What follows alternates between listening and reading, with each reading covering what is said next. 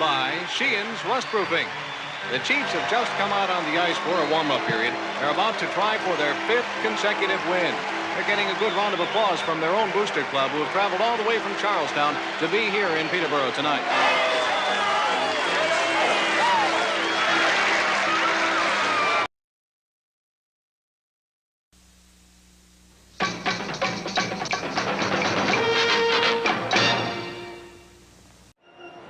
Are you a first responder, a veteran, a doctor, a nurse, a teacher, or a Let's Go Blues radio listener? Of course you are. If you're in the market to buy or sell a home, call real estate superstar Mike Burgoyne today at 314-753-4060 or email him at mike@strikewithmike.com to earn special rates today. Cut out the coffee, cut out those energy drinks that make you crash, and put yourself in a position to succeed with an energy boost from rockinthatidlife.com. You'll be energized, focused, and you'll even experience an elevated mood for up to 6 hours. Check out rockinthatidlife.com to learn more. A team that was in last place on January 3rd. The players on the bench are bouncing up. History will be made tonight in Boston.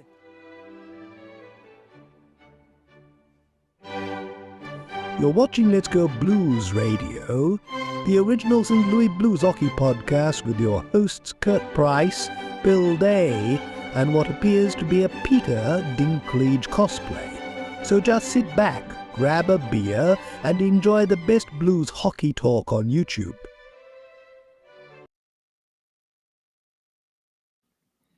Welcome to episode 22 of season 14. This is episode number 503, all time, of the often imitated, never duplicated. Do you know who I am? I'm the Juggernaut, bitch. We're the original St. Louis Blues hockey podcast, Let's Go Blues Radio. Check out the Let's Go Blues Minute wherever you get podcasts. It provides you with a daily look into the St. Louis Blues in a quick hit fashion. Smash that subscribe button.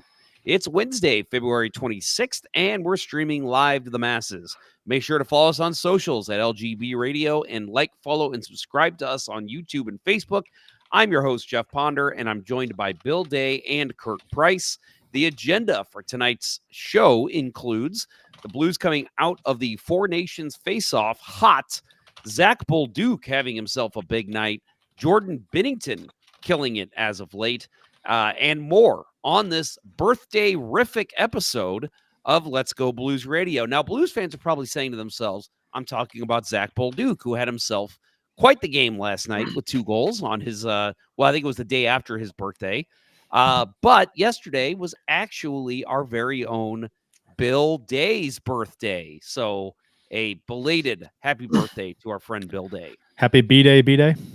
Yeah, thank you. Thank you. I'm sure you've never heard that one before. Surprisingly, it doesn't get used a lot. There you go. That's right. Taken to signing birthday cards for people at work when we do that kind of thing, which is rare these days. Just happy B-Day, B-Day. Do you know what I do when I sign birthday cards at work? I sign it with an obscure 80s song lyric and then my name. That's all I do. And Nice. It's funny. It's different. But I think that really, I think Jeff is extremely jealous. Not Ponder, but my cousin Jeff at work. He's like, oh man, I wish I would have thought of that. And every time I do it, what's one of your best ones? He's a little jealous. Oh God, I don't know. I haven't done it since COVID, because we really not in the office like we used to be. Right. But it's just enough. It doesn't have to be funny. It's just like an obscure 80s lyric. And there's so many ridiculous, we got the beat, Kurt Price. There you go. Whatever. I like that. It's just good work. Whatever. It's like, what? We get the beat. Oh yeah. Okay. Ken Morris in our chat says, belated happy birthday, Bill. All the very best to one of the best. Yes, Bill. Last year of your 40s. Yes, it is. Woo. Pretty soon, I'm going to be old and dead like Kurt. Yeah. I'm dead inside. You will feel dead inside in about a year. Oh, I'm already there. So wait a minute. The last so does that 6 mean weeks is assured that. Right now on this show, we have someone in their 50s, 40s, and 30s, right? Mm-hmm. That will not be the case when April hits, because I will be turning 40. So we've kind of got the decades covered. Then that's another reason to respect the analysis of this show. is because we've got a little bit from each era, right? So we're spread out a I little thought you bit. were going to say why you should respect your elders, and I was like, God, that's the oldest thing you've ever said, Kurt. You should respect your elders. True. Especially these little shit balls running around here. These little 20-something and 30-somethings think they rule the world. Fuck you. You haven't seen They shit. know. You haven't seen What do shit. they know. Yeah. Lots going on in the past week in Blues Nation. But first thing I want to address, I know that this is what everybody's been waiting to hear. When I'll be back on the Puck podcast. I know that's what everybody's talking about. That's why I will couldn't be sleep back. last night. That was Exactly. on 60 Minutes on Sunday. They were talking about that. When will Jeff be back? Yeah, That's what everybody wants. They don't know where he's at. It's like he's in hiding. Yeah. So I will be co-hosting the Puck podcast again for the next 2 weeks, as Doug Stolhand is traveling with his wife, not for work. So His girlfriend, maybe? Very exciting, huh? Or his girlfriend. Well, hopefully not. Yeah, I know his wife. She's a lovely lady. Keep the girlfriend at home. Just take the wife. Yeah. But anyway, no. So I believe we're recording next week's episode on Sunday, so it'll be released Monday. And then I think it'll be the same for the following week. So anyone who's interested in hearing a Blues guy on a national podcast about hockey, look no further. Here we go. What time does Andy Strickland show up? Oh, Andy's too highbrow for that show. Does he ever? I mean, I wear a hat all the time on the show, but he's a hat guy on his podcast. He never doesn't wear a hat. Yep, so. That's true. Yeah, him and Cam, I think every now and then has fixed his hair, but he's typically a hat guy too. Well, they're both kind of thinning on the top of the heads, right? They don't have a lot of hair up there, so they're kind of. Not everyone can have a great head of hair like this show. I'm saying, right? I should show it off more on the show, but I don't. Say that's the reason I show it off, because like my friends get mad at me when I wear hats. They're like, dude, you have great hair. Why are you wearing a hat? And I'm like, because hats are awesome and they're comfortable. I tell my daughter you're welcome all the time because she inherited my hair and she has thicker, bigger hair. It's like she's the envy of some of her girlfriends for having the hair she does. Ken Morris making fun of us for being old, says the 100-year-old up in Nova Scotia. I literally got a AARP thing in the mail again the other day. Oh boy! I'm just giving you trouble. When I don't even. When are you allowed to sign up for 50. AARP? Is it 50? It's 50. Yeah. I should. Do I get free shit if I sign up? Why wouldn't I sign up? Does it cost money? See what happens. So you have to go to restaurants at 4:15 and call it supper. Yes. And I can tip less. So that's or at all. I don't have to tip at all if you enjoy spit in your food. Yes, you can. Well, and I would have to start getting a half sandwich and soup. Right. Yes, quite often. That's true. Right. But Ken Morris's joke that started all this was start filling out your Social Security forms. Yes. Yeah, I agree. That's going to matter. Not going to exist by the time we get there. Man, I've been paying it. Well, actually, being a state employee, I don't pay into it. So, but I did pay into it for a while before I became a state employee. So I got something in there. I want some of it back. All these folks that paid into it for what? Not very long, and they're living longer now. And so they're drawing out way more than their fair share they put into it. So they're getting all their money. I want at least what I put into it. Well, sign up for AARP. That's the first step. Yep. They'll lobby for you. There you go. Yep. Well, I mean, as long as it doesn't cost anything, why not? Yep. And first of all, I do want to apologize to everyone as I am getting over a ridiculous illness. I have no idea what it was. I thought it was COVID again. I'm like, oh, great. I'm a 4-timers member now. But I took 2 different tests and they both came back negative. Herpes? Yeah, it's been maybe. That's beside the point though, Kurt. I don't know why you need to tell everybody about my personal business. It says in the notes here, Jeff, herpes. I don't know. I'm just reading what's on the thing. Damn it. Why did I put that? Shit. Okay. We'll ignore that. So yeah, I do apologize if, I sound a little hoarse. Sorry, thinking of an old man joke. Speaking of old man, I'm a little hoarse. No. But yeah. So, and if I cough, I'm trying to make sure I hit the mute button. But I do apologize. You can't claim old man status on this show.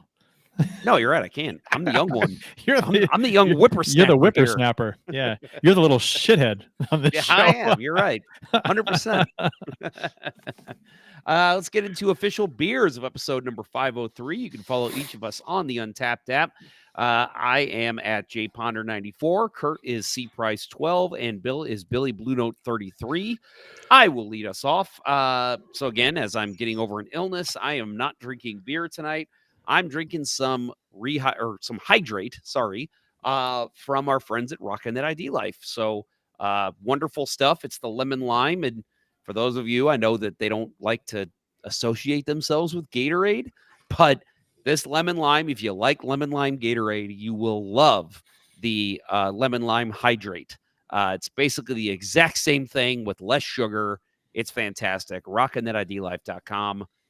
Let's go on to Kurt. I had early this evening. I had a Blue Moon, but I am enjoying a Looted Art from Modern Brewery. It is a bourbon barrel aged. It says bourbon barrel aged plus vanilla. I assume it's a stout. Maybe it's an ale. Sounds like a stout. Sounds like a stout, but yeah, no, it's 12%. It's good. I took a sip and it's quite very tasty. Modern Brewery, Looted Art. Modern. Okay. Modern, yeah. Yeah, we passed by that again the other day, and my wife and I say every time we pass it, why have we not had a date night out there? Because it looks like such a cool spot. So yeah, we'll have to do that. Have you guys ever hung out at Modern before? No, I haven't. I've been there. We went there before a concert a couple years ago. And it was good. The beers, like a cool spot. All the beer that they had was really good, and the food was pretty damn good. But I've had a couple beers recently in here. The one was the chocolate milk stout, like the Prairie Farms looking label. Remember that? Yeah. Yeah. So and that was really good. So I've had a few beers from there, and each one I've had has been good. So give them a try. All right, Bill, what you got tonight? All right. So for I think only the second time ever, I am not drinking a beer or anything alcoholic for the second time ever on this show. Second time ever of any evening since I was a child. Pretty much. Definitely this year. I have Cherry 7-Up. My favorite, Shirley Temple, huh? Stomach's not feeling great, need something, but don't want just Sprite or 7-Up. Cherry 7-Up. It's the way to go. That sounded like a commercial. That was perfect. You ever do the homemade, like the 7-Up with grenadine, or which we can control the level of cherryness in your white soda? I have a very old bottle of like Da Vinci cherry syrup. Yeah. It may have even come from when I worked at Riley, so it's like 20 years old. So it's tip top shape, right? I have a bottle of old cherry grenadine syrup in my fridge, and I was wondering if that stuff goes bad. It smells fine, it tastes fine. I'm like, does it go bad? Right. I don't know. Until you die from it, you don't know. I mean, you give it the sniff test. If it smells good, you give it a taste. If it tastes fine, it's got to be fine, right? I don't know. That's kind of that way with everything. Milk. Do you guys drink milk past the expiration if it tastes fine and smells fine? Like if it's 1 or 2 days past, that gets to that point. I hope my mom is not listening, because she was the biggest stickler about, this is expired, you can't drink it or you can't eat it. Like that commercial. Expired. Yeah, that is my mom. And so I've definitely, there was one time where it was like 2 days before expiration date, and she's like, this milk looks bad, I'm throwing it out. And I'm like, Mom, it's fine. Like, I just drank some of it. You just drank some of it? It's 2 days from expiration. And I'm like, yeah. So milk will let you know. Yeah. If it's no good. I mean, and it'll turn on a dime. It's not like it takes like 3 days for it to, it's not like it's gone bad and it takes 3 days to notice. You can drink it in the morning, and then if you want some more at lunch, it can be fine in the morning, and at lunch it can go bad. It's like it's like instantly, and you'll know if it's good or bad. Yeah. So we've been buying for years now the ultra pasteurized stuff that like the expiration date's like 5 months out. So we never have that issue. the higher percentage, like 1% compared to 2 or whole, the higher up you go, the more fat content, I guess, the longer it lasts. Because I know Yeah. organic whole will last a long time. Yeah, Not and longer than like 1 or 2%. we're whole milk people in this family. Ooh, are you organic whole though? That's a milkshake. We're If you, I want to see how much money you spend on milk. Because like that's like $9 for an it's organic whole not milk. that. We do Fairlife. Okay. So We gave our kids growing up organic whole milk, and yeah, it was like $9 a gallon, and that was 14 years ago, 15 years ago. But I love that stuff how tastes delicious. I love how Bill mentions that his stomach isn't feeling well, and we start talking instantly about Milk. spoiled milk. yes, I Amy and I have the discussion because she won't drink anything past, if it's a day past, even milk, she's like, nope, gone. I'm Yeah. like, but it tastes and smells fine. yeah. We constantly have the debate, best by date versus expiration date. Yes. And Oh, yeah. Everything in my mind, everything is a best buy date because me too. Because I'm like, I've had some stuff in my pantry, like dry goods, right? Like instant oatmeal, like packets. I'm kid you not that I think I found a box in there that said Best Buy 2018. Yeah. And I'm like, wow. And I don't know. I didn't eat it, but I'm like, I'm sure it's fine. Well, I made the mistake, and it actually turned out like they tasted fine. I had like 3 cough drops the other day or yesterday, and I see it in the trash later that night, and my wife's. I was like, "What? Did you throw these cough drops away?" I was like, "I've been using those," and she goes, "Did you check the expiration date?" And I said, "No," and she goes, "We must have bought these right after we moved into this house. It was 2019." Well, I was like, oh, like, yeah, but they tasted fine and they did help soothe my throat. Do cough drops count as medicine? Because I know medicine doesn't go bad; it just becomes less effective. If it's like a year past expiration, it might become like half as effective as it would be otherwise, but you can still use it. And I think cough drops Great have question. to fall into that same category. Probably. Cough drops are almost like candy sometimes, though, like menthol candy. The one thing that ruins a cough drop is if they get melted, right? And then you can't get the wrapper off of it. That's the worst. It's lost. I remember when I was a kid, I left a package out in the garage, and I went out and I was like, "Oh yeah, there they are!" And I grabbed them, and I mean, every single one was stuck together. It was ugh. I was like, "Oh, damn it! I needed these, and I can't drive yet." I used to ride my bike to the pharmacy, the Moody's pharmacy in Fairview Heights, and it was a drugstore, but they had Luden's cough drops, which was essentially cherry candy, right? Yes, there was nothing all the way, nothing cough droppy about it. It was just cherry hard candies. But I buy them, they were marketed as cough drops. I guess any kind of hard candy can kind of coat your throat a little bit, but yeah, it was. I used to buy them just to eat. Yeah, same here. Let's move on. So Ken Morris says in the chat, Jeff, I would like to catch your podcast, but I never know when it's going on the air. And of course, subscribe. A price in the chat had to be a smartass and say it's on now. That would be Keith Price. Shocker. But yes, Ken does clarify. I mean his solo podcast he mentioned earlier. Yes. So Ken, what social media platforms do you use? Because whenever I post or whenever I do make one, I do post on Blue Sky and Threads every single time. But if Facebook is your go-to, or I don't know, our Discord channel, I can start posting there too. Whatever works for you, I'm happy to. I should add that. I didn't even think about that because on our Discord, we've got the show when it goes on the podcast. We should let's do that. We should do both. And I forgot about it.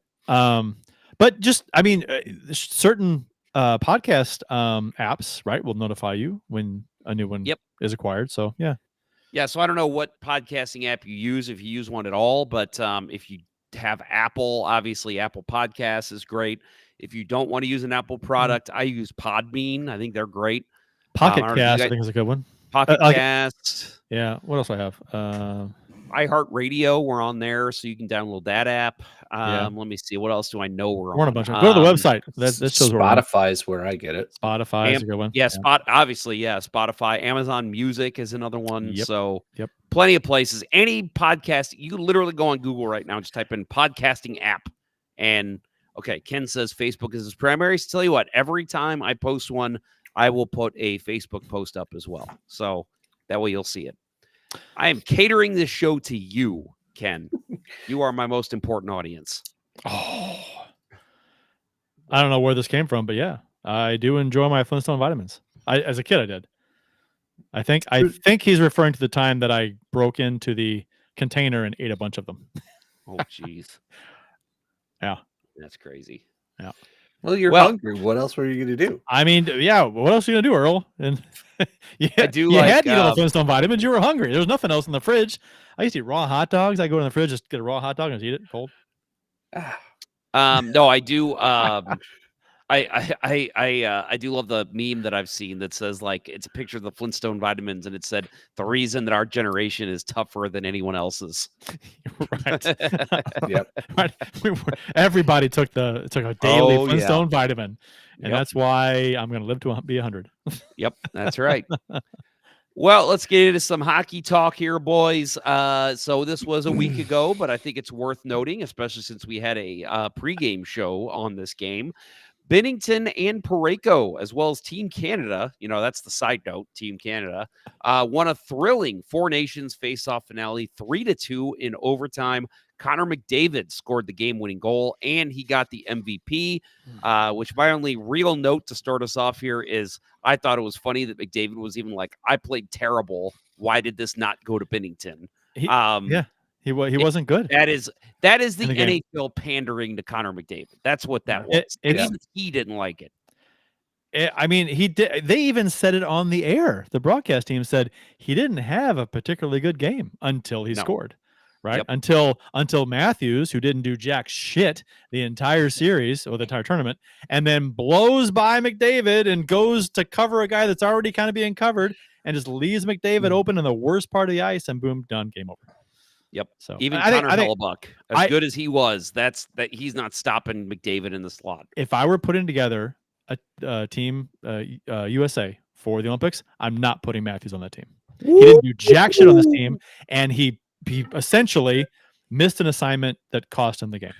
Hot take. He does not make my team for the Olympics. I'm sorry, he doesn't. He's not a big game player. He disappears. He doesn't play in big games. Leaving him off the whole roster. I'd say put him fourth line minutes at the worst. I'm sorry. He doesn't do anything. No. He set up the. Yeah, and you get mad at me for saying to bench Kyrou. Kyrou does shit. He does stuff. I don't. You know where I'm coming from. Matthews sucked in this tournament. I get your anger. Right? I really do. I'm not going into the tournament, he was not playing his best hockey either. No. And then they held him out of that Sweden game because they said he had upper body soreness, which I'm like, what? So what we all deal with is 20 and 30 and 40-year-olds? Like, what? So, yeah, I was not a fan of Matthews in this tournament either. I'm not for leaving him off the Olympic roster, but I would shelter his minutes more. What has he ever done and I didn't like him being big games, playoffs? Either. What has he ever done? Yeah, I know. I didn't like get that him either. As team captain either. I thought that should have been Matthew Tkachuk personally. Let's see. Playoffs in the NHL. He's got. Yeah, I mean, he puts up some number, 37 points, 72 points in 82 games. Okay, so he's got some. His teams don't go anywhere. Yeah, right. But they not the big games, right? They haven't got to the final, right? Elimination games and the big games late in the series. Boston's like, especially that building, right? He's terrible in Boston Garden or TD Garden or whatever it's called. Unlike Jordan Binnington. Yeah, let's focus on that because that to me, and I'll just tell you guys, and I said this I think on social media, and I even posted a video because I was so excited. Halfway through the game, my son loves to chant USA. Okay, he loves it, and So the whole game, he's sitting there making me go USA, USA with him. But then when I told him it was Jordan Binnington in net for Canada, he calls him Binner. It's, the best way he can say his name. And he started saying Binner, go Binner, go Binner. And so then finally I was like, he's not even chanting USA anymore. Yeah. And I'm like, are we rooting for Binnington now? Sure. Why not? So halfway through the game, I literally took off my USA jersey. I put on my Binnington jersey, and we rooted for Team Canada. And we had the time of our lives watching him fucking dominate. I thought all game, personally, but especially in overtime. And just again, I'm American. I love America. I do. But to see him steal that game in Boston again. Oh, God, man. I wanted to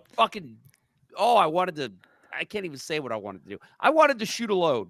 I'll just say it. It was fantastic. Yeah, wait till your son goes to bed, and then you can. Well, he was in bed. Okay, so, and it was funny.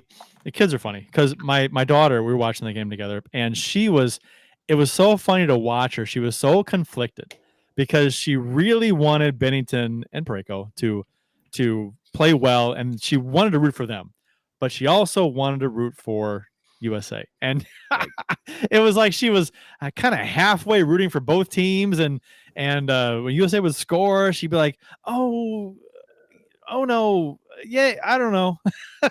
Yeah. And it was so funny. Yeah, I was the exact same way until it got to overtime. And when it got to overtime, it was Binnington. I want Binnington to win this so badly.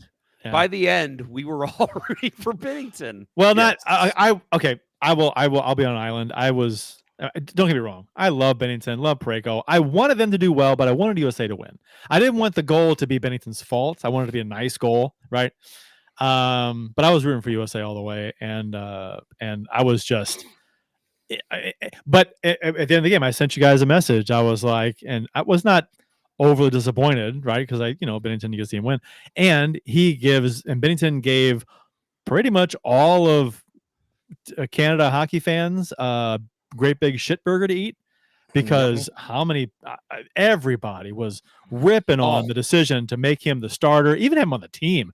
Some people were like, no. Dude, after he won the game against Finland to get him in the final, people were still saying, all right, start Aiden Hill. Yeah. It doesn't make any sense. People who watch Binnington play every game get it. They know. Blues fans understand. Most of them understand. Those who get goaltending, I'll say that, understand how it works, right? He's a big game goalie, generally speaking, a big game goalie who can struggle in the season at times, but is generally a very good guy that you can win with. He's a guy you can win with. Big games, he plays well. He did it against Colorado. We'll talk about. He did it last night. My God, when the Blues need wins, he's won 4 out of his last 5. He's 4-0-1 his last 5, something like that. 4-0-1. Yeah, so he's stepping it up down the stretch when the Blues need him, when they're trying to scratch back into it. So we know this. We watch him play. It's the people who watch him play 3 or 4 times a year, when their team plays him and they hate the guy. They remember something he did 3 years ago that they can't stand him for, and that he just has that label on him, and they hate him because of it. And it's so great to see him perform on the big stage again. Yep. Like you said, Jeff, in Boston again, to piss off a lot of Boston Bruins fans in the stands, I imagine, again. That was sweet. I enjoyed that, because who doesn't like to stick it to Boston fans, right? Yeah, Bill, I know you were, like I said, you said in overtime you were already rooting for him, but I thought overall, and we talked about this in our pregame show for the final, that Binnington had, of all the goalies that played more than one game, Binnington had the second best stats. And I had somebody on Twitter that was like, well, yeah, what a dumb comment. There's only 4 teams. And I'm like, okay, four of those goalies have played more than 2 games. and he has the second best stats out of 4 of the best goalies in the world. That's the thing, right? These 4 teams have some of the best goalies in the thing. world. Yeah, exactly. Yeah. You can't just say they're 4 random teams. It's 4 select It's teams. not like it was Team Canada versus Ottawa, Montreal, and Detroit. You know, like it was the 4 best goalies of those 4 nations. Really wish that Russia wasn't a big piece of shit and they were allowed to play in this series. That'd have been fun. Right. Because right now Russian goaltending has been the best, in terms of country of origin for goaltenders between Vasilevsky and Shesterkin. It's a shame that we didn't get to see them, but we did. Connor Hellebuck's the reigning Vezina, and probably the leading Vezina candidate this year, right? So the U.S. should, on paper, have had the better goaltending. And who was it? Who had the best stats of the goalies? Was it Hellebuck? It was Hellebuck, yeah. Yeah, but for a while there, Lankinen, though, right? After Lankinen was up there, and then he was the other strong. one was Swedish goalie, Ersson. Yeah. There's something to be said too, that the 2 goalies in the final game, Binnington and Hellebuck, who has a cup, and why did his team win that cup? Right. Well, and even just saying that, and I know that the U.S. basically sat Hellebuck for the last game of the round robin just because they didn't need to play him, but Binnington is the only one that played all 4 games for his team. I'm sorry, Canadian fans that were just dogging him not even just the entire tournament, leading up to the tournament, seeing them finally, and I will say, and I'll give some people credit. I saw some people on Sportsnet posts and stuff saying I was his biggest critic. He has shut me up. Thank you, Jordan Binnington. And I'm like, yes. Yeah. Do you think you finally get it? Do you think that there's going to be less criticism of Binnington now because of this? Yeah, I think so. Because there's quite a bit of it before. Yes. Right. I mean, and we've addressed it numerous times on the show about how unjust and stupid a lot of the comments are. So I would hope that people say, "Oh, I kind of get it now. I understand goaltending a little bit better." Right. So even last year with the Fleury non-fight, right? Everybody was rooting against him and talking about how he's the hated goalie, right? And I think this tournament is what flips the script on that, right? He's over 30. We're how many years removed from the Kadri bullshit? And because that's where public opinion really turned against him, right? People loved him in 2019 because he beat the Bruins, right? But then it was the Avalanche, everybody's darling, and the people digging up possibly racist tweets from when he was a kid, and throwing that shit out there because he was pissed off and threw a water bottle at Kadri, who purposely injured him in that series. And it's fucking Kadri, who is a fucking dirty piece of shit.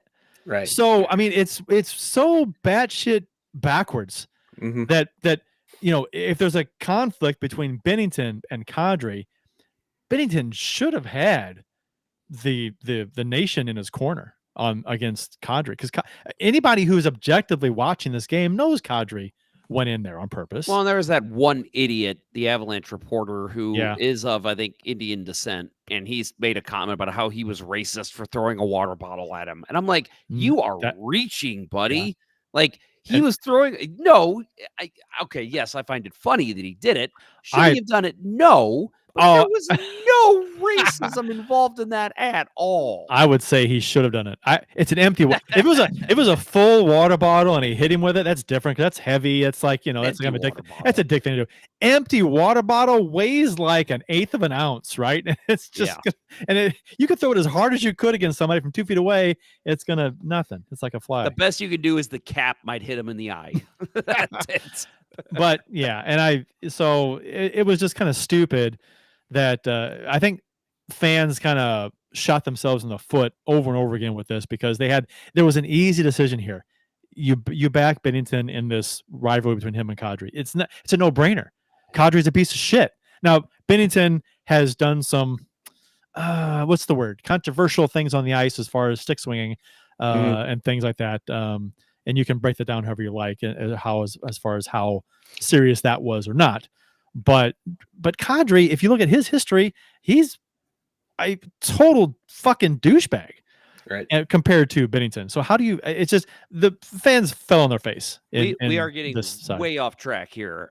Let's focus on Bennington's play in the Four Nations face-off. In fact, let's go ahead and get to it, Bill. We've got our save of the week, which you've never done in the first segment. We're going to do it now. I wonder what it could be. Surprise. Yeah, it's Jordan Binnington in overtime. Here it is. Bill Day's save of the week. Save of the week. All right. So everybody knows what this is.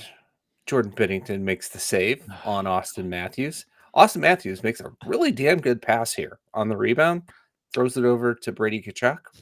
And man, Binnington has the presence of mind, tracks the puck, follows it all the way in, and makes the perfect push, leads with the glove, snatches it out of the air, robbing Brady Tkachuk of a tournament-winning goal. This, it's just an incredible save. What we've come to expect, right? It's on par with the save on Joachim Nordstrom in Game 7 in Boston, happening in the same building. So pump his tires a little bit. You guys keep watching this because this is such a beautiful, beautiful thing. We could watch it all day on repeat. So we'll let you go ahead and do that while I break down. Leading up to this, you get to the third period. The game is tied at 2. U.S. comes out humming to start the third period. Jake Gensel gets a breakaway. Binnington stones him. Gets the 5-hole closed. 17:07 left in the period. And then next shift, Zach Werenski gets a feed from Jake Gensel. And Binnington comes out, challenges, gets big, throws pad out, makes a save. Then we get to overtime. 17:08 left. Austin Matthews gets a partial break. Binnington makes a big save. Tracked it, led his push with the blocker. Beautiful blocker save on that one. Made a great save. Then we get to this, right? This is the winner right there. And Binnington gets the glove on the shot from Brady. Don't forget, folks, ensuing face-off after this, Austin Matthews gets another 5-bell chance, tries to go upper glove, and Binner gets it. Makes the save. Less than 4 minutes later, Austin Matthews leaves Connor McDavid alone in the slot. Game over. Of all people, leave alone in the slot. The one guy. I'll say the one thing that I thought about probably about 5 minutes after this McDavid's goal was I thought there is probably one guy in Boston, big Bruins fan, who went to Game 7, cursed Binnington's name all night. Then he was like, you know what? Let's watch Team USA beat up Binnington. And then all of a sudden, Jordan Binnington does what he did. And it's just like that one fan is probably like, oh, I'm never buying a ticket to a game that Binnington's playing in again. Yeah. Just absolute incredible performance when the game is on the line. Right. And that's, we'll talk about it when we get to the trade talk, but man, his stock has risen so high, like the public opinion of him at an all-time high. Just amazing performance from Jordan Binnington. And it's funny. And I was saying it's funny because we as Blues fans have seen this. We know what he does this often in big games, right? That's what he does. Last year, he had such a damn good year. The entire year, he was solid. This year's been a bit of a different story. Yep. The leaky goals have crept back in, but after this tournament, I'm not betting against him. But Hasn't here's lost the in big regulation question. his last 5. He's 4-0-1 Right. his last 5, so he's on it right now. So here's the big question: who starts tomorrow? It's Hofer. Yeah. It's Hofer. 100%. It's fucking and we're gonna not win 3 straight. And this is not a knock on Hofer, but it's just we've talked about this to death. You've got a hot goalie, one of the hottest goalies in the NHL, and he's played 2 in a row. Why the fuck can't he play 3 in a row? And play against the best team in the NHL right now. Right. And they're the highest Alex scoring Ovechkin, team. who's 13 away now. If there is a game, and I said this like last week, right? If there's a game where Binnington should break the mold and play 3 straight, it should be this one. Yep. But it won't be. I hope it is. I hope it can't always be 2-1, 2-1, 2-1, right? Yes, it's got to be. You can change it up at some point because you're in desperation mode right now. So you should adjust your attack plan based on the situation. So you're kind of in desperation mode. What in the Blues' history makes you think they will do that? But what are they saving him for? If they miss the playoffs, what are they saving him for? Nothing. They need to get in, and you've got They're a not hot saving goalie. him for anything. They're just following a script. But the script is to make it so they don't get worn out too early in the season. We're getting late in the season. It's a game they really need points badly, and it's against the best team in the NHL, or one of the best. Are they the best? They are the best. Okay. It's like, you know what?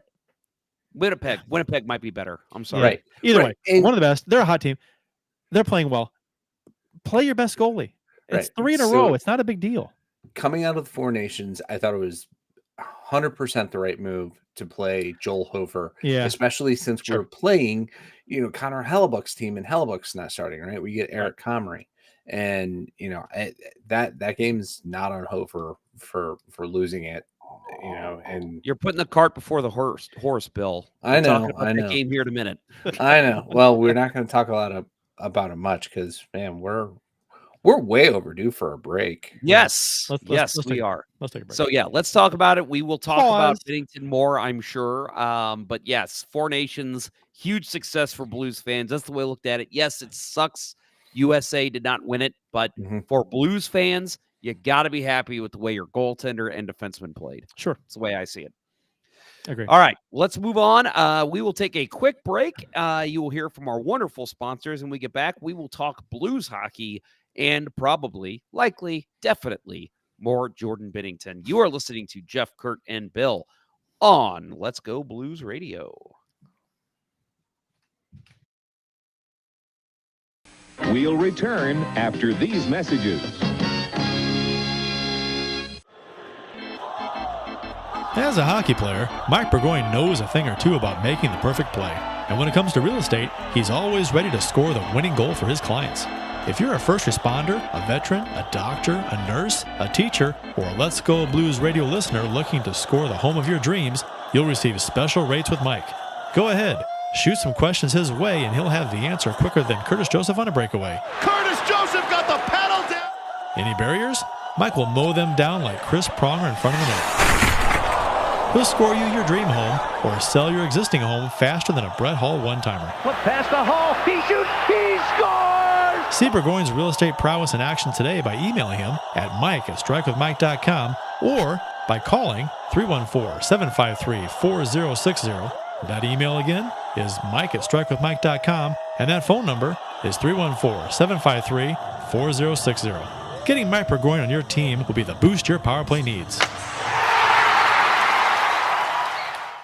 Hey guys, it's Jeff. The fun, energetic host of Let's Go Blues Radio. I know I give off a natural energy and cheerful glow, but as I've gotten older, I've realized I need a kick in the pants to get going. I've tried it all, from forcing myself to drink coffee to picking up an energy drink every morning, but none of it provided true, sustainable energy without crash. Luckily, my friend Dustin at RockinThatIDLife.com told me about their product, Energy, which provides exactly what I need. The first thing I do every morning morning is fill up my shaker bottle with water and a small energy packet, and within minutes of drinking it, my day truly begins. I feel motivated to get going on my work and feel the mental focus take effect as I dive into what I'm doing. I don't crash, and I feel like $1,000,000 throughout the day. Reach out to Dustin today to experience how much better your professional life can be. Email him at rockinthatidlife@gmail.com and get $10 off your first order. That's rockinthatidlife.com, and that email again is rockinthatidlife@gmail.com.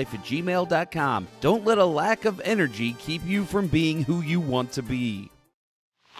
Yes, and as you can see, there are a lot of different ways to stamp out thirst with refreshing Stag beer. Now, one of the most popular is this handy six-pack.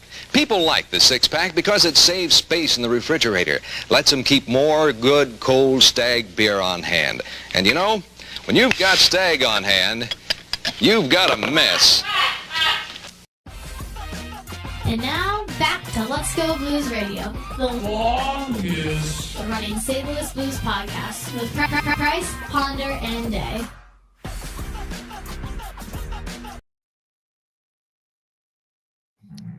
Well, we got some comments that came in while we were discussing. Ken Morris says USA did not have Quinn Hughes. Charlie McAvoy was injured. Brady and Matthew were playing injured. If these teams played 20 games against each other, it would be 10 wins each. Give me a best of 21 between USA and Canada. That sounds awesome. I'm right there with you, Ken. And then he also asks, is Russia in the Winter Olympics? I think not, but I may be wrong. I believe their ban is still ongoing for the doping scandal. So they'll have a team. It'll be the, what do they call it? Unified. Right? Yeah, it's like the athletes of the Olympic. Yeah. I don't remember what they called it, but it basically Russian athletes are allowed to compete. They But just not can't under their compete flag. under the Russian flag. Right. Yeah. Which So, yeah. which is kind of a, that's not how it used to be. It used to be you couldn't play. Yeah. It's almost like they went soft. Yep. I don't know. I get it though. You know, the athletes have nothing to do with the issues, so I get it. On the other hand, Yep, I do too. And then I meant to mention this in the open, but we are now taking orders for the lovely white Let's Go Blues Radio jersey. So if you have not reached out yet and have not ordered your jersey, reach out to us on social media, radio@letsgoblues.com. We'll be happy to set you up with one of those sweet jerseys. I did get confirmation they will be $45 a piece, so not bad for a sexy jersey. it's a bargain. Yeah, Yeah, we'll it also really take is. we'll also take 1 Bitcoin for them. Bill might. I won't, because I don't understand it. You know what? I could have it explained to me, and I would like in detail by an expert. I would still not get it.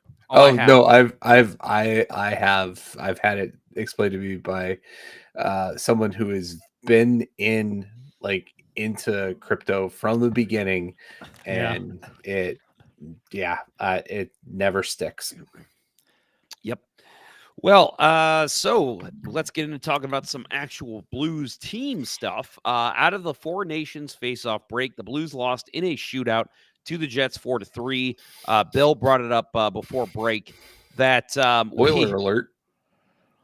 Yeah, but we were thinking I was with you. I knew that Hellebuck and Binnington were not going to play, but I thought, man, how much fun would that have been to literally get on the biggest stage, U.S., Canada, Hellebuck, Binnington, and then 2 days later, get them with their clubs battling again. Like, that would have been awesome. But I'm with you. I totally understood why both teams decided not to start their starter. In fact, Winnipeg didn't even dress Hellebuck.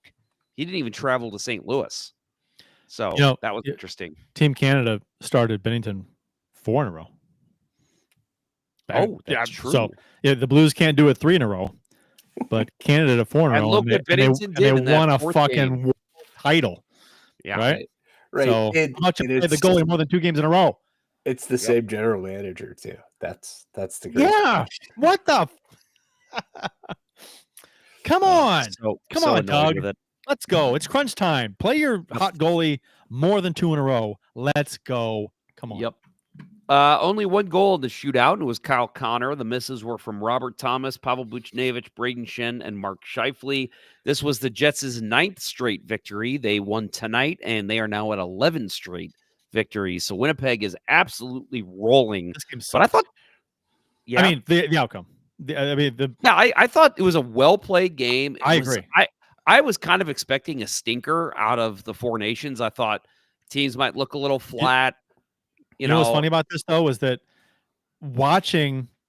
going from watching this elite level of hockey and the first period of this game looked like a men's league game. It really did. I mean, because and it's not the fault of the teams playing. It's just like you're going from this best teams ever, maybe, right, on the ice compared to what you see now, which, Winnipeg's very good this season, and the Blues, and it looked like bad hockey for a period until you adjusted to the play. You start seeing like offsides and icing, and you're like, mishandles. Wait, I didn't see that at all in the Four Nations game. Where's these no-look blind tape-to-tape passes? I don't see them. Right. Yeah, and I mean, in defense of the players, right? They most of them had 2 weeks off, and Kyle Connor got scratched in the final, so he was fresh. The one that scored the only shootout goal. This game hurt because you allow a goal with 30 seconds to go, whatever it was. It's like, man, and you could have won. And seeing how the Blues played after this, and how they finished before the Four Nations with a win, it's like, they could have easily, if they held on for 30 more seconds, beat the Jets, then beat the Avalanche. It's like, damn, back-to-back wins, Jets and Avalanche. Holy shit! Announcing maybe this team can play some hockey now. Right. And but you lose. This one goes out to listener Leon. He said that he's going to make a claim that this comment will be made on our show. So I will go ahead and say it now. Hey, they got 3 out of 4 points against the Jets and the Avalanche. That's nothing to sneeze at. It's nothing to sneeze at. However, where the Blues are on the standings and what they need to do, losing a point with 30 seconds to go sucks. It does suck. Right. Yeah. And let me tell you, I forgot that this game was on Channel 4. And I couldn't figure out where the game was. I didn't start watching until it got to that goal, right? So, I figured something had happened because the ESPN app hadn't updated for like a minute at 27.9 seconds or whatever it was when they scored. And so I finally figured out it was on Channel 4 and decided I'll just see what the final what happened, and kind of fast forwarded through the rest of the game. But that was painful. It was tough game. Anything else from this game you boys want to mention? Rough game. Yep. I mean, it was a good game. I enjoyed the game. The Blues played well. I just and they just didn't hold on at the end. What else can you say? It just sucks. It sucks to lose that way. Yeah, I guess what I would say is, fuck, enough of the 6 o'clock Saturday night starts. Yeah, give us the full prime time. I didn't realize. I mean, I knew the game was on Channel 4, and I thought that. I was like, oh, my DVR, did it get it? And it's set to record all Blues games wherever they are, so it got it. But I was like, it didn't register to me. Like, they didn't have any branding for Channel 4 on the screen, right? No, it looked like a regular Matrix game on FanDuel. Midwest. No branding except in the intermission reports. Okay, I fast forwarded through some of those because I watched on DVR, but I was like, it was weird that there was no branding on screen for Matrix or whatever. I was like, that's odd. Yep. I did not watch this game live either. I had a trivia night that night. General. So it was Down syndrome trivia, but not trivia about Down syndrome.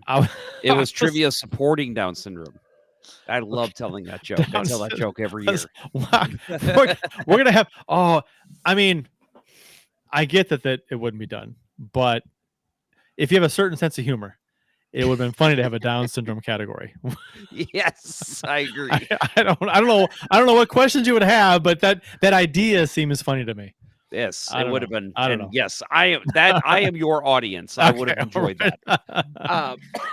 So anyway, Randy Carricker actually donates his time and he does the whole emceeing of the event, reads the questions, which is great. Which, by the way, there was a Harry Potter question, Bill, and the way that he pronounced Hermione, Hermione, he called her Oh, Hermione, Hermione. He didn't. and yeah, we all laughed, and he's like, Hermione? "What? Did I say it Hermione? wrong?" We're like, "Yeah," but I was like, you can get hockey players' names right, but you can't get that right. so we were trying to not, which I figured it wouldn't happen, but I thought, well, at the Blues game, I'm going to find out. So I was like, I pretty much kept up with the game on my phone the whole night. But with the City game, I was like, okay, there's a chance we can get through the night without knowing what happened. And of course, right on a row, Randy Carricker goes, tough night for St. Louis sports. The Billikens lost, the Blues lost, and we got a tie 0-0 for St. Louis City. Why would he do that? And like half the crowd was like, hey, Dude. like, dude. You know, it's easy not to. I mean, I guess it would be kind of easy not to know the score because during trivia, you're supposed to have your phones, right? So Right. Most of the time. In between, you can get, but you just put it away. Oh, he's a sports guy. Why would you do that? And that's what I was doing was between rounds, I would check my phone and be like, oh, hey, the Blues, it's 2-2, you know, but like I made would. sure to stay away from City because I'm like, that way when we get home, we could still watch an event and not know what happened. And I was like, God damn it, dude. I was watching the Blues game on DVR delayed, and then I watched the City game after. And I still fucking don't know why they do this the way they do it, and it pissed me off. You have to like what? They show the score when you. Well, try no, to you can watch it on turn Apple scores TV. off on Apple TV. You can turn them off, so they don't show, which I do. But if you want to watch a game after it's over, you have to scroll down through all the highlights of that fucking game to get to the bottom to where, and it's like almost like a hidden menu. You got to click and then click again to see the game, the full game full version. Yeah. And I'm like, why? Anybody who's going to this page is probably wanting to watch the whole game. I mean, or a good chunk of them are. So why don't you just put that front and center? Because you have the foresight to say, okay, let's turn the scores off so you don't spoil it for people. But then you got to make them run through all these highlights and stuff like, oh, I don't want to look at highlights. No. I don't want to see any if anybody score. Well, and so for me, I usually have to bite the bullet. I'm the one that I tell my wife because she's more invested in City than I am. So I tell her, like, close your eyes. I'm about to pull up the page, and it's like half the time I see what happened because of the highlights. I'm like, God damn it. Yeah, and you know what? I hope the season's different. I hope they have more success this season. However, I mean, this is just like last season. You know, a bunch of ties early on, and they couldn't score. Well, like, and so that's the point. And Bill, maybe you'll disagree. You're more of a soccer guy than me, but like for me, it's like if I knew the score final was 1-1, I'd be like, okay, I'll still watch it. I'm not going to watch a 0-0 game. Exactly. So when he said that they tied 0-0, I'm like, fuck, now I'm not going to watch the game at all. Yeah, I know. Yep. No, come on, Randy. 100%. Did you send him a note message about that, like on Twitter or something? Or I thought about it. You should have, because that's, you know, I was like, hey, dude, love you. You're fantastic. I love Randy Carricker. I really do.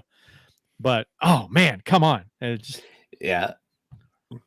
For me, for the City game, I flipped it over after the Blues game was over, and it was. I decided I would just watch it in the last 10 minutes since it was 0-0. I'm like, no way do I want to go back and watch an hour and a half of nothing. And right. there was only one chance, right? There was one chance that they showed. It was the save Zach Steffen, Colorado's goalie, made on the arm save, right? Yeah, the arm save early on. That was early on. Yeah, 17th minute or something. Yeah. Not gonna go back and just watch that. Berkey's my favorite player, so maybe I missed some saves from Berkey, but it's like, I'm sorry, if I know that I'm not going to be cheering for a goal at all, whether it's a go-ahead goal or a tying goal, I'm not going to watch the game.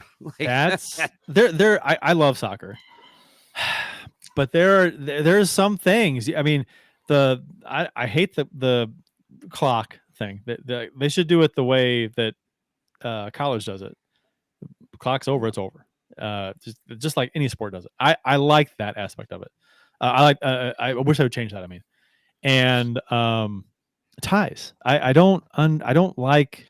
So I don't like ties. I don't like them. Be careful here, because Frank Cusimano made that same argument last week on Frankly Speaking, and I rarely said, agree with shut Cusimano. the fuck up. I rarely agree with Cusimano. Shut the fuck up, Frank. This is if it's not basketball, he's kind of off in his own little thing. So I wish MLS would do it differently, because that I think that they need more differentiation in their league, because it's a lesser product than La Liga or Premier League or whatever, but yeah, that's saying get rid of ties in all of soccer. I don't like that at all. But no. Figure it out. Hey, this is a hockey show. Let's get back to hockey. On Sunday, the Blues overpowered the Avalanche 3-1, as we mentioned. Blues on defenseman Ryan Suter on Sunday for playing in his 1500th game on February 8th against the Chicago Blackhawks. What's funny? No, I'm laughing at this because the Blues have done this now twice, and they're gonna have to do it again with the celebration first, because they've got all these old fucking guys. Right. I mean, I was just about to say that. What's to say about your roster when you've got three ceremonies and for games played, right? Yeah. It's crazy. So I will say, we talked about the Fowler painting. Same Fowler, thing with Suter, the Suter painting. I love the I don't know if that's watercolor. I'm not much of an artist, but whatever they're using to paint those and the artists they're getting to depict it, I love those. I think they look really cool. I'd imagine it's oil, but yeah, whatever. I don't know. I'm not an artist. We should have Stephen Walden back on, and he can. We should. He should know. Yes, he would know. I would guess oil. All the prominent paintings are oil typically. So. Yeah, oil on canvas. Yeah, right. Jordan Kyrou and Justin Falk each had 2 assists for the Blues. Robert Thomas had an assist to extend his point streak to 6 games, in which he has 3 goals and 6 assists. After this game, Blues go to 3-1-2 in their past 6 games. Jordan Binnington makes his first debut for the Blues since the Four Nations face-off. He played really well. 28 saves on 29 shots, specifically 13 saves in the third period to keep the Blues leading 3-1. Yeah, and the only shot that beat him was a amazing deflection by Devon Taves on the shot from. Yeah. Sounds so fancy, Devon. Sounds like a SNL character. Sounds like a gay SNL character in the 90s. It's kind of like Stefan. Right? Stefan. Yeah, that's right. Played by Bill Hader. Yes. One of the greatest Bill Hader characters. There were a lot of them, but yes. This show has everything. Yes, it does. Peter Dinklage cosplay. Oh wait, sorry. No, and I thought this was, again, like the Winnipeg game. I thought this was a very well played game.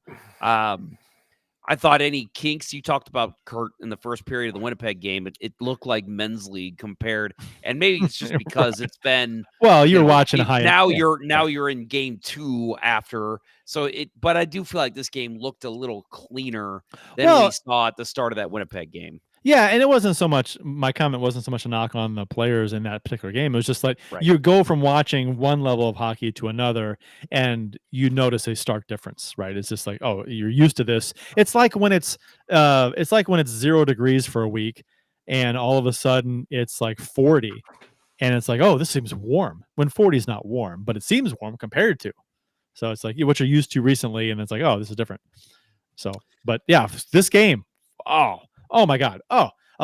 So losing to Colorado in the first time they played the season 5-0, that was embarrassing. Yes. And I mean, it's not a knock on Colorado. They're very good, but you don't want to lose 5-0 to anybody. And then to come back and beat them 3-1, and they played very well. Anytime you beat Colorado, it's a win. It's a giddy win, I think you'd call it. Yes. Because you hate Colorado. And to beat them 3-1 and in a game they really needed to win after losing that game to Winnipeg the way they did. Right. Yeah, fantastic. But in its second night of back-to-backs against the two best teams in your division, right? That's tough sled no matter what part of the season you're talking about. And I thought Bennington played remarkably well. It looked like McCarr and McKinnon might have been a little gassed, especially McCarr getting out positioned by Parayko on Parayko's goal. I thought that was brilliant. Oh yeah, play by dude, Parayko driving him. Parayko driving the net like that on that play. That was beautiful. I know that, clearly if he misses that puck, maybe you got a 3-on-1 the other way for Colorado, but he capitalized and just showed that, he's a tough dude. And Cale Makar is one of the best defensemen to ever play the game. Let's be honest. And he out-muscled him and made him look stupid. So, Colorado being 5-5 in the last 10 now, they've lost 2 straight. They're in a wild card spot right now. And, Vancouver had struggles for a while. They're playing better now. Utah, the Blues are playing better now. Down the road, I don't see it happening, but how cool would it be to see Colorado slip down about 5 points? Love it. And just miss the playoffs? Especially after trading Rantanen. I'd love to see that. Yeah. And the big gamble and goal, right? Yeah. And, basically trading like for like, trying to get a spark. And I'll say Blackwood was so good. He was. At the beginning of that game. I know. He robbed Shen 3 times before Shen finally beat him. And he shut us out in the first game. Yeah. 5-0. Yep. And I'm like, what? We can't beat this guy. Right. Yeah, I was right after the trade. Yeah, I was saying he always played well with San Jose against us last year too. He's the biggest reason I was getting concerned. Beat them the first period. I'm like, what? And we're gonna lose this game again to him. Yep. Yep. No, so a great game by the Blues, and again, the fact that they held on at the end, very important. Something we said we did not see against Winnipeg. So they win this one, and they are 1-0-1 coming out of the break, and then they have this monster game against Seattle last night. They score a season-high 7 goals, defeat Seattle 7-2 to end the homestand. Robert Thomas extended his point streak to 7 games with a goal and an assist. He has 4 goals, 7 assists, and 11 points during his point streak. Lots of stats we could rattle off here, but Oscar Sundqvist, which I thought that was interesting. First time in his career, 471 games. He's had more than 2 points. He had a goal and 2 assists. Bill Day, I know you were pushing for him to stay on that power play unit because it was very important. And he scored a nice goal there on the power play. 8 seconds into their first power play? Yeah, I've been saying it all season. Set him in the middle of the slot on the power play, and he'll snipe all day long. Yep. I don't think I said that. This game, Blues played well, but I think the Blues took advantage of Seattle just playing dog shit hockey. Yeah, Seattle's defense was they were pylons. They were terrible. I tell you what, you know why? They got a female coach behind the bench. You know what? I mean, there's a common denominator between the sucking and female commentators or coaches behind the bench. No, that's not true. But she doesn't coach their D though, does she? I don't think she's the offensive specialist. So no, I don't think so. Either way, she's pretty offensive. Joking, kidding. I kid. She's great, and I've only heard great things from the players. They said that Vince Dunn said something along the lines of like, she's one of the guys. Like, so I think that's great. Yeah, the whole game long, it was like this. Seattle they looked terrible. They were they weren't taking away the passing lanes at all. They were standing around, missing assignments. Guys skating behind them, they're oblivious to the players that were, that they're supposed to be covering that they weren't. It was just, and the Blues were just tic-tac-toe passing through them and capitalizing. And are we going to talk about the non-challenge by the Blues on the? Yeah, well, let's get to that in a minute. Let's talk more just about what we saw before all that, because that was later in the game. Yeah, I thought one of the things that impressed me, and again, you guys are right, that Seattle played awful. They were terrible. But they played awful, but St. Louis also played with that same vigor, especially early on, that they had against Colorado, which how many times have we said this team plays down to their competition? They will lose to Chicago, but then they'll beat Colorado, and it's like a good team doesn't do that. Well, they came out and they dominated this game start to finish. One of the best statistical goalies in the league is Joey Decord. In almost every stat. They chased him after 5 goals on 21 shots. Yes, the latest pop star sensation came in, Nikki Coco. Tell me that doesn't sound like a pop star. Right? It sounds like a wrestler in the 80s. Yep. Nikki Coco. Yeah, that's I had never heard of him, and it was something else to see him come in. I was kind of looking forward to seeing Joey Decord play, because he's been on such a good run lately, and Ingle Magazine, friend of the show Kevin Woodley, recently did a piece with him breaking down some of his play, and I enjoyed that. So I was looking forward to getting to see him. I thought he played well, but his D was just terrible. Alexia, some of the sexiest goals. Some of the sexiest goals we've seen the Blues score this season. Yeah. Now, granted, part of it is what Kurt said. They were letting seam passes just get through like crazy. It's the worst. That's the worst I've seen a team play this season. I think they were terrible. Wow. Yeah, I mean, Seattle's they terrible goals. They were, yeah. Well, and it wasn't even. I mean, just the way the goals were scored was like Seattle just like didn't have a. It was like they were being coached by Mike Kitchen. I don't know. They had no plan whatsoever. Man, Mike Kitchen reference. Hey, D to D and up the boards. Hey, and figure it out, and then figure it out as you go. So the Blues are 3-1 in their past 4 games, and ended a season-long 6-game homestand 3-1-2. So that's very positive. Secondary scoring, I think, has been an issue for this team. How often have we had to rely on Thomas, Buchnevich, Kyrou? The line of Sundqvist, Bolduc, and Joseph combined for 3 goals and 3 assists for 6 points. And worth noting, Joseph played in his 400th NHL game. I don't feel like he's been around that long, but I guess he has. So yeah, interesting. And he had 4 hits, so that he played really well. He got sat for a little bit of that Colorado game. They even asked Montgomery why that happened, and he said it was a coach's decision, which means you're in the doghouse. So to see him come out and play so well and contribute offensively to that line was important to see. So depth scoring, which you brought up, who is the most disappointing depth scorer or role-playing player on this team? As far as like production goes. Kevin Hayes. He's still the most disappointing, even though he's not here anymore. He is that bad. Oh, that's a great question. I think it's obvious, right? I mean, I've got somebody in mind, but I think it's obvious. As far as production goes. My mind goes to Buchnevich, but he's not supposed to be a depth guy. He's supposed to be your top guy. Right. No, mine, because he had such a good year last year, is Toropchenko. Right. That's what I'm thinking of.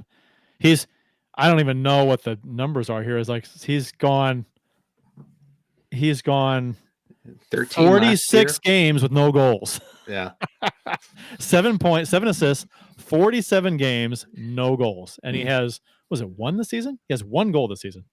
Oh my Lord. So and when you were talking about the switch from watching the Four Nations to that Winnipeg game, like that moment that I had that realization, it was when Toropchenko drove the net and didn't do something right.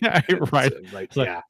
Oh, we're back to that now. Yeah, we're back to watching third line muckers. And I love Toropchenko. I do too. I think that long term, I'd like to see him be the net front presence guy in the power play once they finally hang up the corpse of Oscar Sundqvist. 3-point scorer, Oscar Sundqvist. Bill, calm down. Sell high. Yeah, trade him Binnington right now. I think Pittsburgh wants him back right now. Oh, like that's our only trading partner now. Well, if Crosby is apparently. still there, but I guess he's going to still be there. Maybe he won't him back because he was a big proponent of. He was mad that they lost Sundqvist. Yep. Neighbors also ended a 10-game goal drought when he beat Coco, not Grant Fior, Nikki Coco. Coco beware. From the right circle at 11:55 to make it 6-0. So empty net that was goal. I mean, I'll say that was way empty net. Yeah. No chance at all. Like, we want to talk about, Blues having backdoor passes against them. There was no chance. No goalie ever is making that save. That was an empty net. But he almost got it. Yeah. Right, dove across. That was the one he dove across with his paddle up, right? Yep. He almost close, got it. Yeah, he didn't get it. Because Neighbors shot it middle of the net, and he dove back middle of the net. But, Yep. he didn't get it, but, it was close. All right, Kurt, you want to talk about the two weird plays in the third period? Well, I didn't like it when the Blues didn't challenge. I understand they're up by a lot. There was 7-1 at the time. I didn't like them not challenging, only because I like the idea of fighting for your players. And somebody scored a goal there. And looking at the replay, I think the more I look at the replay, the more I see some contact made with the goalie. But I don't, who knows? I would have challenged it. You're up 7-1. Here's my deal. You're up 7-1. Challenge it. If you lose it, who cares? Whatever. You're up 7-1. You fight for your player. Your player would maybe like to have that goal, right? I don't know who scored that goal. I forgot. Was it Fowler? Letty. Letty's had a tough year, man. Nick Letty. Yeah. Exactly. Fight. And then when Seattle challenged later, right, on a goal that was and they're down by a lot, so they challenged. And I'm like, hold on. So in the spirit of sportsmanship, you have to figure that's the reason why the Blues didn't challenge. Yes. And then Seattle challenges later. I'm like, well, that to me, if I'm the Blues, I'm kind of pissed. Yeah, because I'm like, so if you're playing for sportsmanship, game's over. Let's not challenge goals. Let's just get over with. And Seattle challenges. But I don't blame Seattle at all for challenging because they're fighting for their players. And the Blues should have done that. They should have played the game straight. If you think it's a goal, review it and challenge it. Who cares about the score? Get that player a goal if you can get him a goal and whatever. I think you coach the game the same way no matter what the score is. So if it's 1-0 or if it's 9-0, I don't care. So if it's a goal where it's like we should challenge that, no matter what the score is. I agree. That needs to be challenged. Then I agree. And if they get pissed off that we're challenging a goal and want an extra goal to make it 8, and I'm asked about it in the post game presser, I'm like, I'm not going to take away a goal from a player who scored a goal. If I think it's a good goal, I'm going to fight for that guy's goal. Why should he not get a goal that he deserved because it was a bad call and we just said, game's over. That could be the difference in a milestone goal for him in his career down the road. Who knows? Right. So I don't know. Maybe I don't know what his bonuses are if he has any in his contract, but maybe it's like you score 5 goals, you get $25K. Like, hey, Nick Letty's gonna want that goal then. So I'm with you. I think that was a kind of a chicken shit call by Jim Montgomery. I agree. I was mad. That's why I never in professional sports, now in Little League and in beer league, whatever, I have a different opinion. But in professional sports, I always laugh when coaches bitch about, they were running up the score. Fuck you. Play better. Were just beating your ass. Play better. You need to play better if you want to complain about running up the score. Yeah. So and again, Little League, beer league, that's a different story. Professional sports, fucking pick up your pants and go. Yeah, I think the only way I would get upset is if a team is running up the score on me, on my team, is if they're showboating and if they're gloating. You know what I mean? There's a right way and a wrong way to do it. You give all that effort. But if you're like, riding the broom after you score and it's like 8-0, you're like, oh, fuck off, game's over. Right. It's different than men's league, right? Where you got the 20-year-olds coming out against the 50-year-olds and just lighting you up all night. To me, I think it was the refs at that point, I think They were felt terrible. Sorry, the refs were bad, They were but bad. they were also feeling sorry for Seattle. Like, these guys are getting lit up pretty bad. But then the other side of the coin, they were gonna. Parayko knocks Bennington and spins it. I know. They disallow that goal. I know. And they're like almost sheepishly like, yeah, it's a good goal. We got that wrong. We really screwed that up. So, and on the Blues goal, they not only took the goal away, but they missed a high stick at the same time. It's like, holy shit, what are you guys looking at?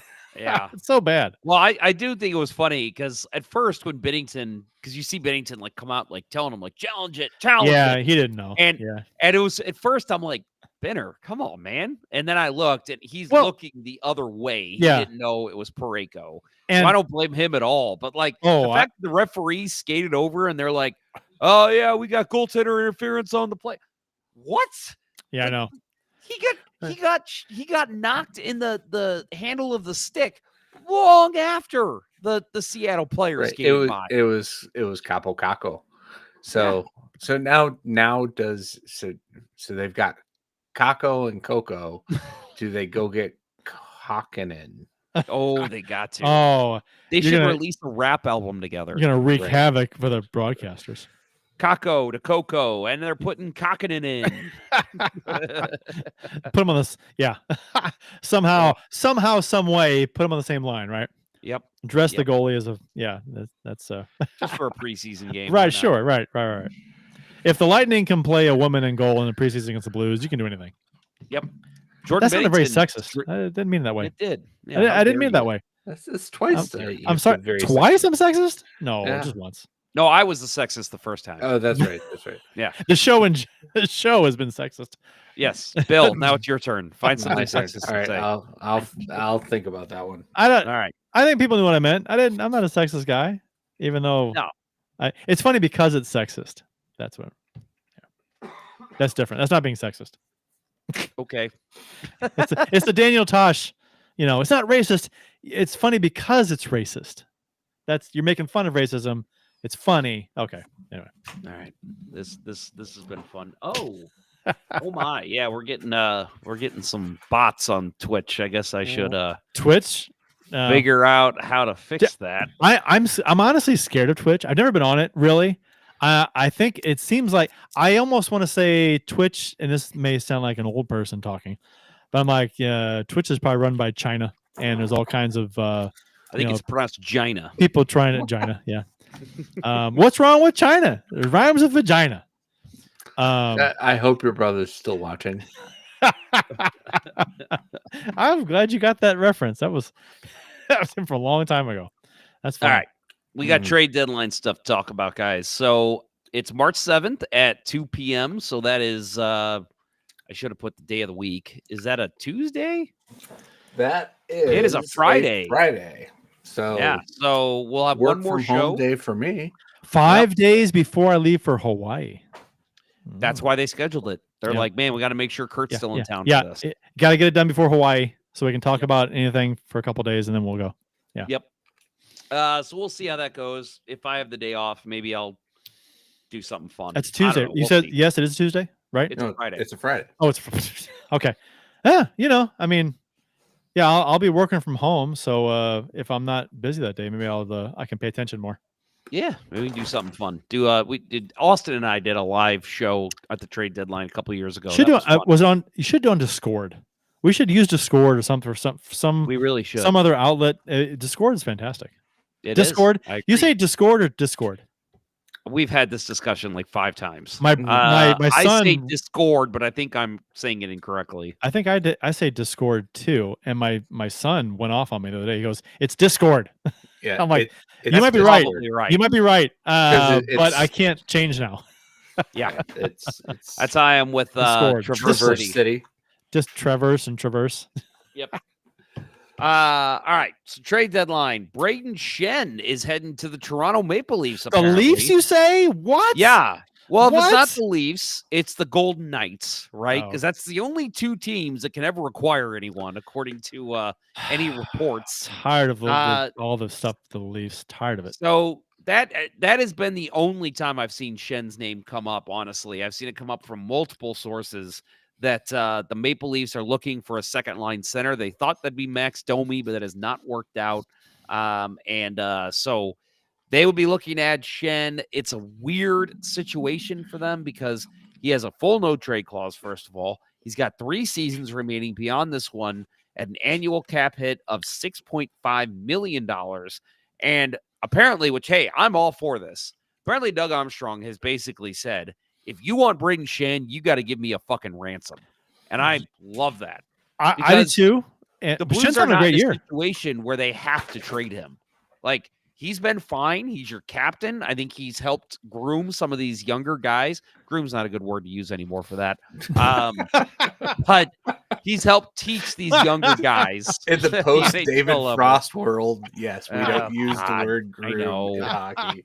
Oh, man. But apparently the price tag on Shen is to be significant, potentially requiring the Leafs to put together a package that includes an attractive draft pick, such as their first-round pick in 2026, plus one of their 3 most sought-after prospects in Easton Cowan, Fraser Minton, and Ben Danford, and perhaps Nikita Grebenton, which are all huge prospects for them right now. There would likely be an additional price to be paid as a sweetener to make the money work on Shen's contract. So basically, this is Doug Armstrong saying, if you want this guy, you're going to have to fucking give me everything. Even a first-round pick in not this year's draft, but next year's draft. 26. Yeah. Yeah, okay, so you got to figure that pick's not going to be a very high pick, projectively speaking, right? It's going to be probably bottom half. Leafs are Leafs, if we acquire it. If you can get a first-round draft pick and a good prospect for Shen, I love Shen. And I think he's has a fantastic bounce back year from last year. But yeah, I mean, if you can get a first-round pick and a good prospect for him, depending on how much, I guess this talks about the Blues eating some money, which the Blues don't typically do. I mean, I wouldn't be against that at all, I don't think. Because also the Blues don't have a lot of draft picks the next couple of years. They don't have many at all. Was it no second or third round picks this year and next? Is that right? Second. No second round. Yeah. So we don't have a lot of top 2 round picks the next 2 years. Divide by Zero says, besides this first-round pick, there's really nothing they have outside of Matthew Nyes that I would want. Don't think they'd part with Nyes, but possibility. I've seen some people floating out that they would trade Mitch Marner since he's a free agent coming up. That makes no sense to me because if you're acquiring Braden Shen, you're going for the cup this year. So you're not going to move one of your top forwards. I would be shocked. I'd be shocked if Braden Shen would garner a first-round pick in return. Real quick on Marner too, I'll say that doesn't make any sense for the Blues because he's a free agent. So, that'd be taking his salary. That'd be a sign. That'd be a trade. That'd have to be a trade, right? Trade. Yeah. It'd have to be. Because I agree.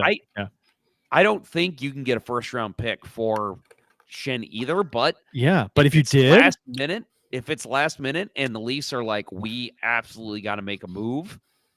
I'm all for it. I hope I want Shen to stay here. I love him as the captain, but man, if you can get something to set up Alex Steen even more as the GM, that'd be huge. Yeah, and he's got 3 remaining on his contract. So it's not like this may be the best year of the rest of his career this season. Probably. So if you can get a first-round pick for that, I think you do it in a second. I really do. Yeah.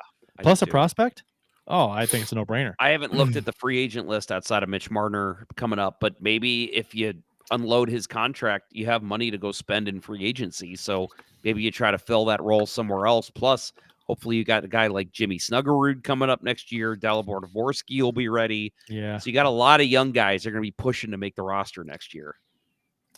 Let's go full NHL 25 and go for the blockbuster, right? Everybody's got to do the blockbuster because Rantanen got traded. And so Binnington and Shen to the Leafs for Marner, Nyes, and Wool. Make it happen. Wow. Let's go. Let's do it. I'd love to see Joseph Wool here. Honestly, I love Binnington, but seeing a St. Louis boy come in, that'd be I would great.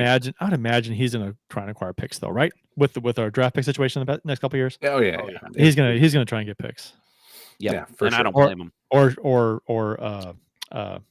not Armstrong, but young it's more roster for, players, right? Yeah, it's more for Steen, right? To Right. deal Yep. with. So Yeah, I could see him getting a guy. We mentioned a couple prospect names here, guys that are probably going to be making the NHL jump in the next 2 years. That's who he's targeting, I think, for any trades at the trade deadline. Nick Kyprios, who's a fucking loser. piece of shit. He lists Pavel Buchnevich, Jordan Kyrou, Braden Shen, and Justin Falk as possible trade pieces for the Blues. He says in one of his articles that he posted, Armstrong wants to unload $8 million salary, and while it may be Buchnevich, Jordan Kyrou is out there too, making $8.125 million through 2030-31. Kyrou doesn't have any trade protection yet, but a full no trade clause will be introduced on July 1st. And then despite his age at 33, term at 3 more years at 6.5 and a no trade clause.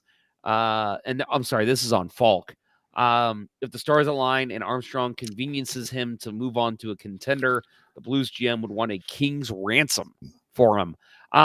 My question to Nick Kyprios is, he's the only one I've seen saying that Armstrong wants to unload $8 million in salary. Yeah. What's his source? I have not seen that anywhere else.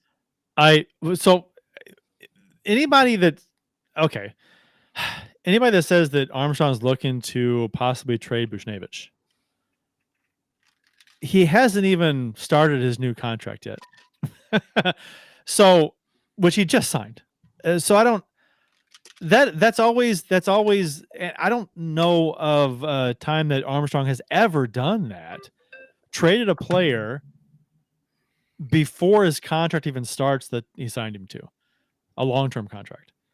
So which doesn't make any sense to me that you would sign it. Like Buchnevich wanted to be here. They signed him here because there was talk of him possibly being traded before, but they signed him instead. And now he's here long-term, $8 million a year starting next year. And they trade him before then. And he has a modified no trade clause, I believe. Correct? Or is that this year? He has a modified no trade clause this year. I don't know what it is next year. And then it becomes a full, I believe, next year. Okay. So, and it's 12 teams right now. No, 20. 20 teams? 10 teams, 20 teams, whatever. Well, let's check out our friends over at Puckpedia. Yeah, I'm looking at it right now. 20-team no trade clause in year 5, then 15 in year 6. But right now, I think he has a modified. He has 12 teams right now. So 12-team no trade list becomes a full no trade list next year. Right. Yeah, and it's not a modified no trade clause until year 5 of that contract. Yep. So I guess if you're going to trade him, you do it now. But it's kind of weird to trade a guy unless the team is really interested and you get a decent amount for him and you move him. I get it. I wouldn't be against trading him because I think he's been largely a big time disappointment this season. Yes. And I'm kind of worried about this contract now all of a sudden. Mm-hmm. Yeah. Right. So, and I think that's what the speculation is like the fans have buyer's remorse for a contract that hasn't kicked in. Yeah. Does Armstrong, right? Yeah. That's the question. Yeah, and I'll say too that I think that I'm with you, Kurt, in what you always say. I'm always for a trade that makes the team better. So if you can move Buchnevich and the team's better because of it, good. Let's do it. My only caveat with this type of situation, as you mentioned, with his new deal really not kicking in yet, that is a bad look for a GM, and that could make some people. Well, let's see. St. Louis and Nashville are offering me the same deal. Nashville wouldn't trade me before my new contract kicks in. I'll go sign them. I'll tell you what. Yeah, but he's the lame duck GM at this point, right? That's so true. What does he care? That's true. I'll tell you what too, and I think it only makes him look bad if he doesn't get much for him. I think if he gets a lot for him before his contract kicks in, anytime you can make your team better now and in the future, I think it's fine. It's weird to move a guy that you before his contract even kicks in, but if somebody wants him, they want him, and they want that contract, fine, move him, and you can make your team better. Then great. But I think where it would look bad is if you have to take a lesser amount than you think you can get for him, and all of a sudden it's like, well, why'd you sign him for so much if you didn't get much for him, and you maybe have to eat some contract. Then if you eat contract, that's a bad look. I think if you don't eat contract, then you're probably okay, unless you just dump him for very little. You know what I mean? So yep. Well, all right. Next up for the Blues, Thursday, February 27th, they play the Washington Capitals. Are we all in agreement the Blues are going to make the wrong decision and start Joel Hofer, correct? How many times I go to this well? Where I think the Blues should, where I think the Blues do what I think they should do, not what I think they will do. God. Fuck.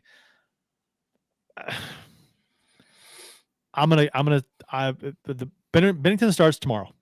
He starts. I mean, all logic. He should. Literally, I'm not just saying this because it's my opinion. All logic points to Bennington getting the start because he's been hot. He's your starter. You're playing one of the best teams in the league. You've had a couple days off between games. He just won one of the biggest games of anybody's career. So, of course, they'll go to Hofer.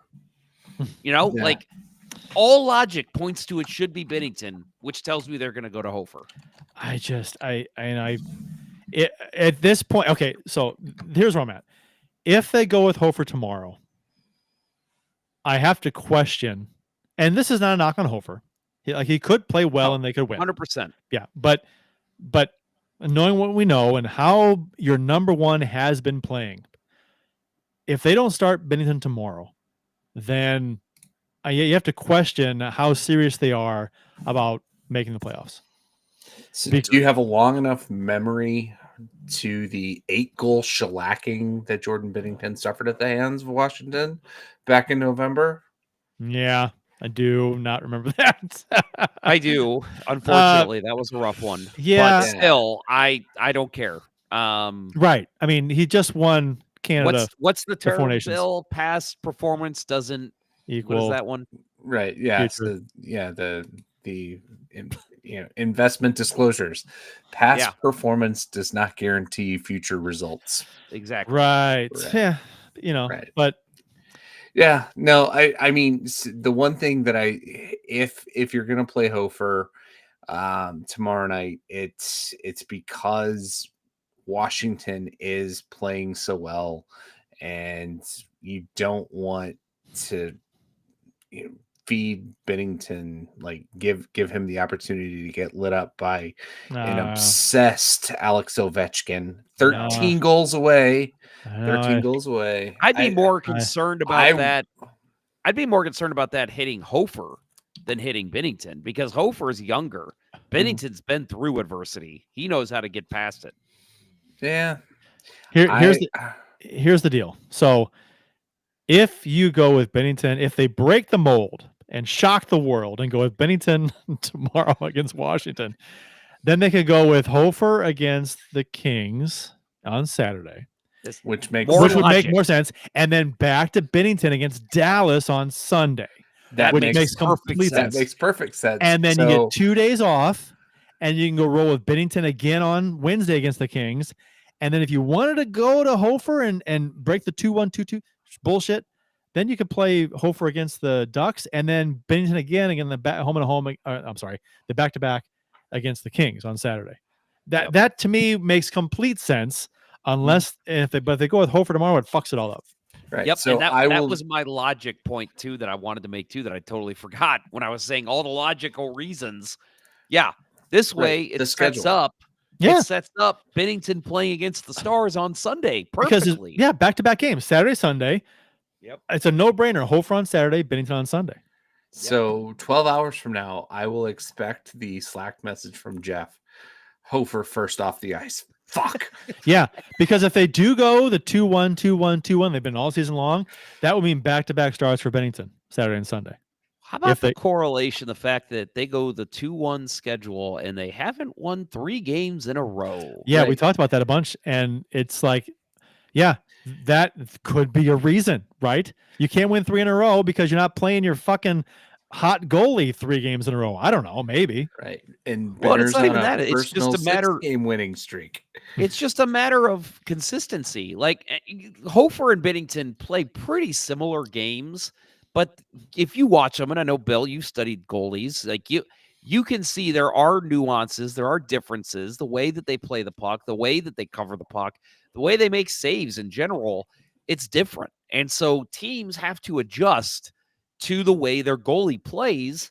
And if you're constantly changing that for no reason at all. Now, if it's both goalies suck and it's just like, we got to get something, that's different. I'm okay with it. Yeah. But that's not the case right now. Right now, Jordan Bennington is playing some of the best hockey we've seen in years. So and if you you want to go back to him, if you want to reset it, if you want to reset the whole 2-1-1 thing, you can 2-1-2. You can do it when there's a 4-day break on March 9th through the 12th. You can start it over again on the 13th against the Penguins if you wanted to, and then because they play every other day then for the rest of the month, they don't have back-to-backs. But for this next couple weeks, these stretch of games, it makes no sense to start Hofer tomorrow on Thursday. Yep, against the Caps. So we're all in agreement. The logical choice is going with Bennington, but they're going to go with Hofer. Probably. Yes. Although, but you know what? I did this last time, and I said I'm gonna have faith the team's gonna make the right decision, and I'm like I'm gonna go with shocking the world, Bennington tomorrow. If they do, I might do a little dance right here at my desk. And I say that with very little confidence, but I'm just like, you know what? Why the fuck not? This is what I think they should do, so I'm gonna say it.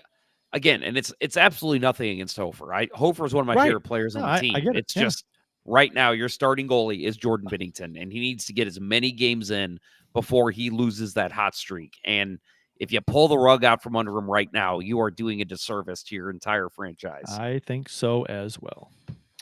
Well, so we mentioned Thursday, February 27th, Washington. Saturday, March 1st, versus the Los Angeles Kings, who they see 3 times in the next week, by the way. Yeah. So get used to seeing the LA Kings. They're a playoff team right now. So, yep. Saturday, March 1st versus the Kings at 7. That's at Enterprise Center. Sunday, they travel to Dallas and play at 5 o'clock. That will kick off their season-high 6-game road trip, which they've got some tough customers coming up. So most are playoff teams. I think all actually might be playoff teams. Anaheim. Right Anaheim's in there. They're not. Anaheim, yeah. And Pittsburgh's not either. Yeah, that's right. Sunday they play Dallas, and that is a start of a 6-game road trip. Wednesday they play at Los Angeles, and that's the late one at 9:30. As far as our next show goes, could be Tuesday, could be a pregame show Wednesday. We'll see. We'll figure it out. Yeah.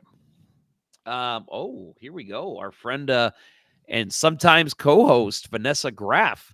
I expect a trade to happen this weekend, depending on how the team does. Sunday evening after the Stars game. Yeah, could happen. Yeah. Maybe. Yeah. If they shit the bed this weekend, yeah, maybe. Yeah, can you imagine if they traded Shen tomorrow before the game? Hey, it's your 1000th game. Welcome to somebody else give him that silver stick. That's an Anaheim Ducks move right there. Yeah. Oh, we traded you to Anaheim. They had an extra stick laying around. Right. Yeah, they had one bought for Fowler. Why does this say Fowler on it? It's all scratched out. Yeah, it's written in a Sharpie, Shen. That's nice. All right. Anything else, fellas? Nah, I don't think so. As you can probably tell, time. I was gonna say, as you can probably tell, my voice is starting to give out. So I think it's time that we end the show. So thank you everybody for tuning in. We haven't had a normal show like this in like a month, right? Because we did our 500th live at Geyer, and then we did 2 pregame shows the last week. So the last 2 weeks. And I wasn't here last week. So Yeah, and it was a great show. I mean, best show we've ever had. Best show ever. All right, cool. Well, fellas, great show. Thanks to our amazing sponsors, strugglewithmike.com and rockinthatidlife.com. That will wrap up episode 14 of season 22 of. Wait a minute, that's not right. Season 22. Yeah, that's not right. Whoa. Season. How long have I been asleep? I know I'm old, but Jesus. Wow, holy shit. Episode 22 of season 14 That's of better. the original St. Louis Blues hockey podcast, Let's Go Blues Radio. Thanks for listening, and thanks to those who participated in the YouTube and Facebook live chats during the live show. We'll talk with you next week.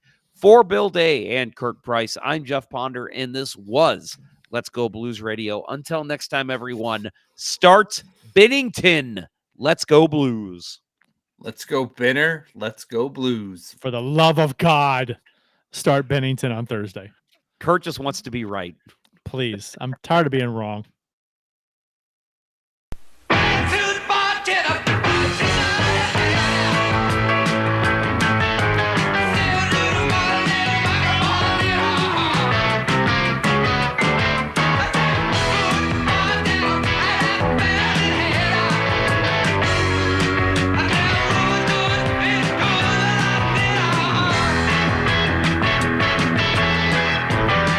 A Mark Goodson television production. Sit, Ubu, sit. Good dog. I found prints! No, fingerprints. I don't think so. Kmart is more than any store you have known before. Kmart means you get quality. It's friendly and warm, and service does not take long. One visit and you will agree. Kmart is all the things a great store